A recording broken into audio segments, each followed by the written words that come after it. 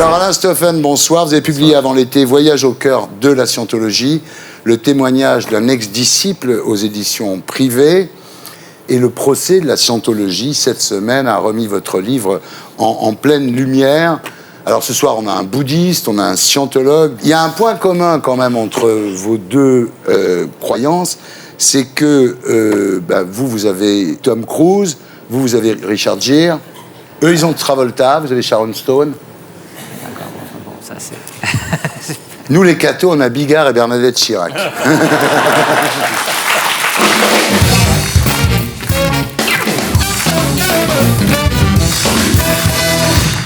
Alors, Alain Stoffen, bonsoir. Le tribunal a condamné la scientologie cette semaine, mais n'a pas pu la dissoudre. La loi avait été modifiée en douce. On parle, dans les milieux politiques, d'erreurs techniques. Est-ce que vous pensez que l'État est infiltré à ce point par les scientologues qu'on puisse faire changer une loi, qu'on puisse corriger une loi? Ce qu'il faut savoir, c'est que la loi du 12 mai donc, en question fait 700 pages, donc ça a dû se passer dans les bureaux. Maintenant, il y a quand même un fait extrêmement troublant, c'est que le 8 juillet, donc suite à un mail qui a été envoyé à un journaliste américain, donc, on a su que l'avocat américain de la scientologie, donc Walsh, était déjà au courant de cette modification, alors qu'ici en France, les personnes concernées ne l'étaient pas encore. Donc c'est un fait qui est extrêmement troublant. Extrêmement troublant aussi le fait que Nicolas Sarkozy ait reçu très longuement Tom Cruise lors de son dernier passage à Paris. Très troublant aussi ce que raconte le Canard enchaîné cette semaine, à savoir qu'il y a de moins en moins de policiers qui travaillent sur la scientologie. On leur a dit, écoutez, occupez-vous un peu d'autre chose. Donc il n'y a plus une brigade qui est dédiée à la scientologie. Voilà. Alors, on parlait des stars, et vous, c'est Chick Corea que vous aimez beaucoup, qui vous a amené à vous intéresser à la scientologie, non? On est en 85, j'avais 24 ans. Et un jour, j'assiste à un concert de Chick Corea, et la découverte de cette musique, le jazz, pour moi, c'est une véritable révélation. Chick Corea devient un vrai modèle pour moi. Je découvre par la suite qu'il est scientologue. Je fais la rencontre d'un autre musicien qui devient un très bon ami et qui lui me dit voilà, donc moi je suis scientologue aussi. Et c'est par ce biais-là que je suis rentré. Donc, à l'époque, vous occupiez d'enfants handicapés pendant la semaine et vous enseigniez la musique le week-end. Ça, c'était en Belgique. Et là, vous allez vous installer à Paris pour travailler à l'école du rythme, qui est en fait une cellule officieuse de recrutement de la scientologie. Il savait que je voulais aller vers une carrière artistique. Il savait que j'avais une admiration folle pour Chick Corea. Donc quand on me présente un job dans une école qui travaille sur les méthodes sur lesquelles avait travaillé Chick Corea, j'étais intimement persuadé que c'était un cadeau qui était tombé d'ici. Vous pensiez réellement à l'époque que la scientologie allait vous épanouir artistiquement, comme elle a épanoui, disons, Chick Corea en ce qui vous concerne. Alors vous découvrez dans cette école du rythme que tous les professeurs, tous les directeurs sont scientologues. Vous lisez le livre de Ron Hubbard, la Dianétique, qui est donc le livre fondateur de la scientologie. Alors, dans la Dianétique, on dit qu'il y a 75 millions d'années, un univers organisé en une confédération galactique de 76 planètes, dirigée par un nommé Xenu, aurait envoyé sur Terre par fusée 13,5 trillions d'habitants avant de souder leurs âmes à l'aide de bombes H pour fabriquer des tétans de corps. Là, vous n'avez pas tiqué quand on vous a raconté ça, quand même? Parce que moi, personnellement, je suis très naïf, mais là... Alors, ce que vous annoncez là, c'est quelque chose qui est en fait confidentiel. C'est pas du tout dans le livre La Dianétique. C'est une information auquel j'ai jamais eu accès. C'est quelque chose que j'ai appris une fois que j'étais sorti. Donc, c'est en fait quelque chose qui est confidentiel.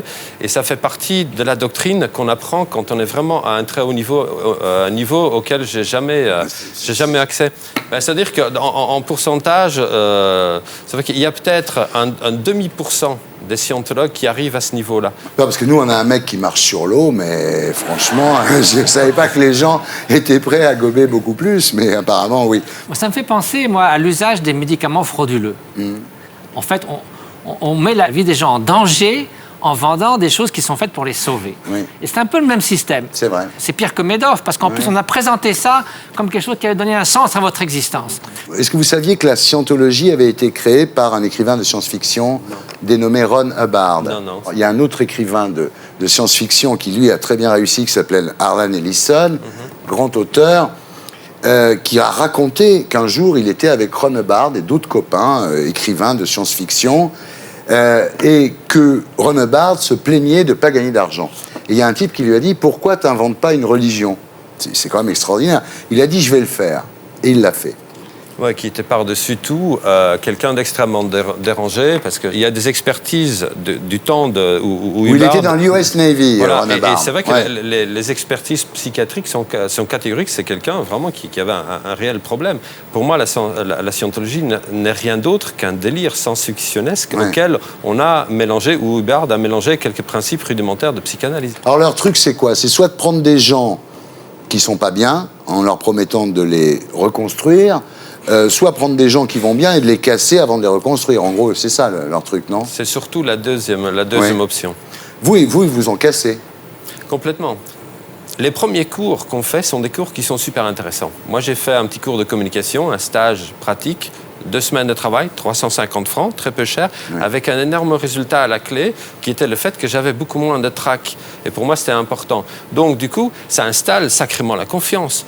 J'étais intimement persuadé que j'étais arrivé dans un endroit où il y avait un profond respect de l'individualité, où on dit que les artistes, c'est des gens extrêmement importants. Je me souviens vraiment de cette phrase qui m'avait énormément touché, c'est « Une grandeur d'une culture se mesure à ses rêves, et ses rêves sont rêvés par des artistes. » On est dans une phase de séduction. Le but, c'est d'appâter pour mieux faire.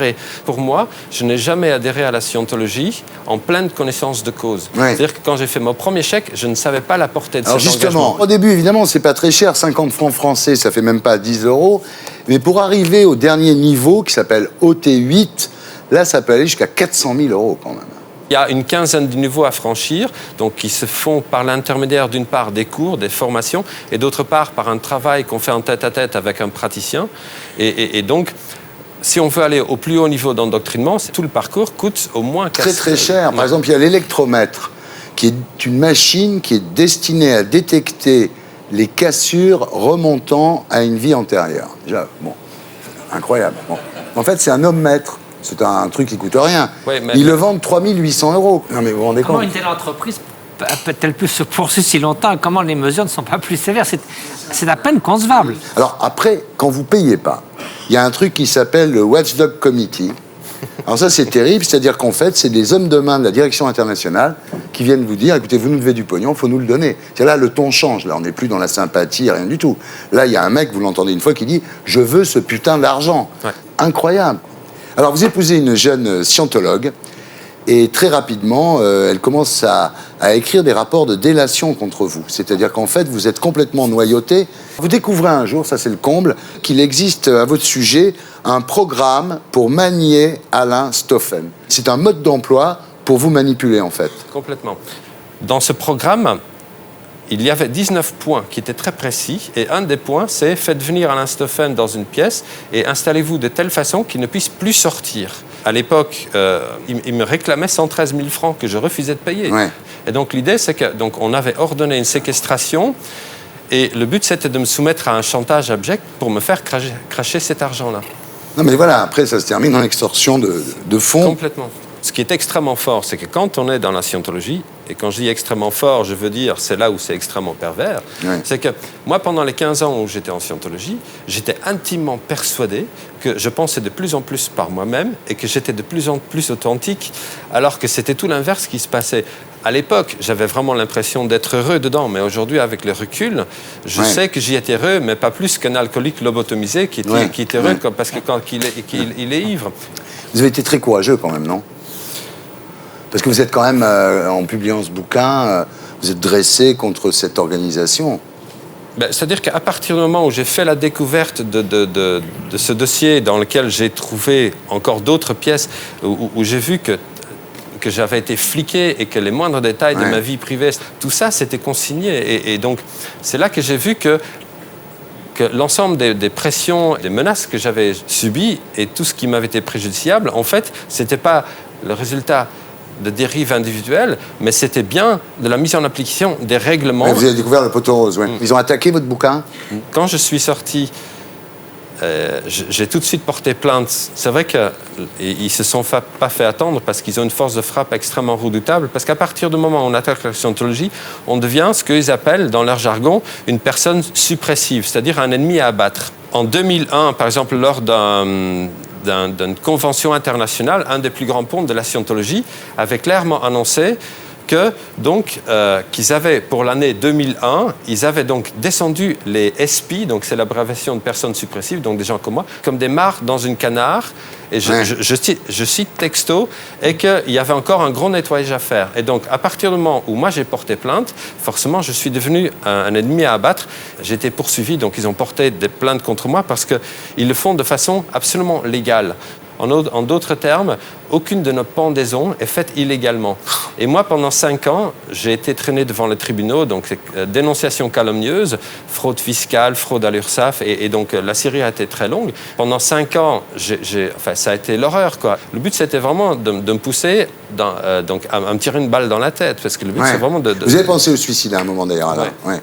C'est incroyable, parce que quand on attaque la scientologie, j'ai vu ça au JT, leur seule défense, c'est de dire c'est un procès en hérésie. C'est le seul discours que l'on tient.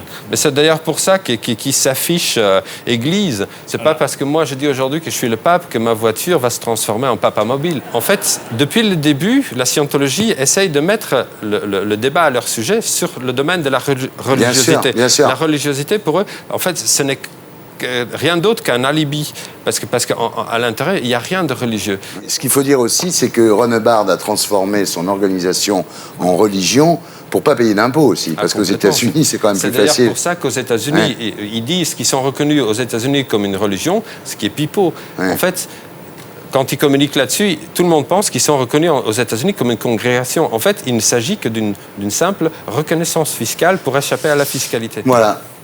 On a tellement besoin de plus d'altruisme dans notre société, et voir des gens qui sciemment nuisent aux autres, je veux dire, c'est une tristesse invraisemblable. C'est terrible, absolument terrible. Bien, merci en tous les cas pour votre témoignage. Et pour être sûr de ne rien rater de Inarditude, abonnez-vous et mettez un pouce bleu.